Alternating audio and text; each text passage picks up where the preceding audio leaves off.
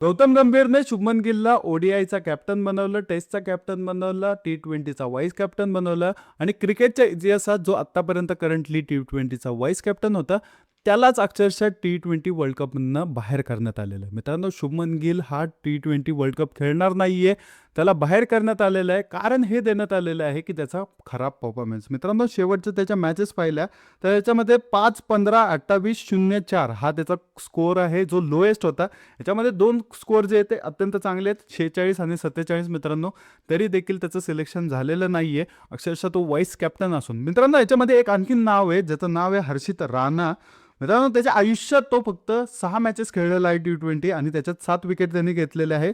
Average जर बघितलं तर 24, इकॉनॉमी 10.17 आणि त्यांनी अक्षरशः पूर्ण करिअरमध्ये 173 रन बनवलेले आहेत. त्यामुळे मित्रांनो, या दोघांचं कंपॅरिझन केलं तर ह्या प्लेअरचं काय